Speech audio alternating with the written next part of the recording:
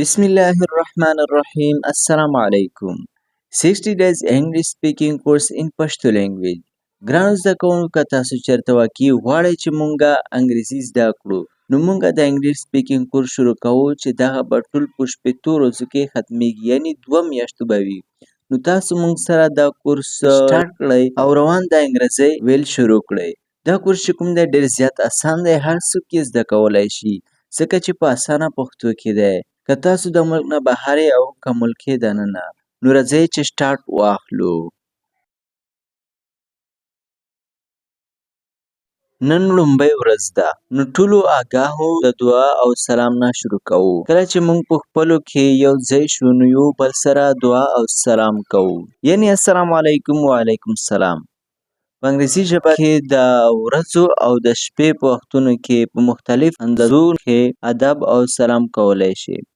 تاسو له پکار دی چې په غوره طریقه د دې مشق وکړئ. په خبرو اترو کې د دعا او سلام جملې د سهار نه تر غرمې 12 بجو پورې ادب او سلامونه. ګډ مارنینګ ګرینډپا، بابا سهار مو په خیر. ګډ مارنینګ ګرینډپا، بابا سهار مو په خیر. ګډ مارنینګ ډیډ، دادا سهار مو په خیر. ګډ مارنینګ ډیډ، دادا سهار مو په خیر. Good morning my son. زویا سهار مو په خیر. Good morning my son. زویا سهار مو په خیر. سن ویل کیږي زوی ته.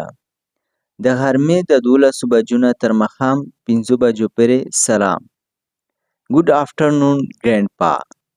Good afternoon grandpa. نیا جانې سلام. Good afternoon mommy. Good afternoon mommy. مورې سلام. د ماښام 5 بجو سلام. ګډ ایونینګ انکل. ګډ ایونینګ انکل. کاکاجي سلام. ګډ ایونینګ آنټي. چاچی سلام. ګډ ایونینګ آنټي. چاچی سلام. ګډ ایونینګ مای چایلډ. زویا سلام. ګډ ایونینګ مای چایلډ. زویا سلام. د شپې د رخصت اخیستو دعا او سلام. ګډ نایټ سویټ ډریمز ډارلینګ. شپه مو په خیر، د خدای په امان. د ورځې په څه وخت هم د رخصت اخیستو الفاظ. ګډ ډے ټو یو سر. ورځ مو په خیر صاحبه. ګډ ډے ټو یو سر. ورځ مو په خیر صاحبه.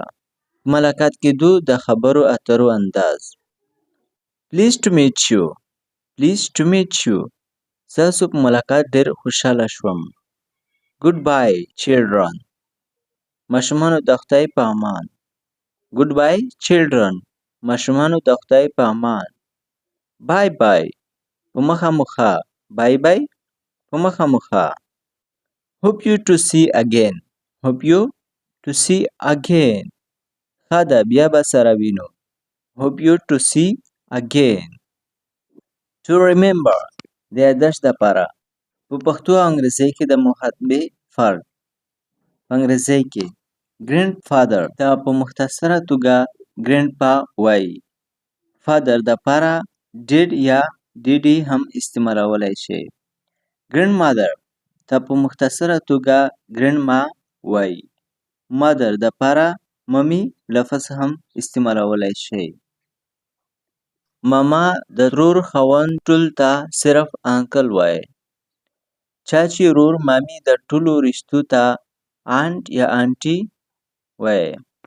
د هر چا تعظیم او عزت دپاره سر لفظ استعمالولی شي. د هرې ښځې عزت دپاره میډم لفظ استعمالولی شي. د تره د زوی، ماما د زوی یا د ورور خور د رشتې دپاره صرف کزن لفظ استعمالولی شي. د خاوند یعنی هسبنډ دپاره مختصراً هبي هم وایي. ګران دوستانو دا زموږ نن لومړی کلاس و. انشاءالله لږ څه به مو ترې زده کړي وي. دعا کوئ چې د کورس چې کوم دی دا تر اخره ورسوو د الله په فضل او په کرم سره. دعاګانو کې مې یاد ساتئ. الله حافظ.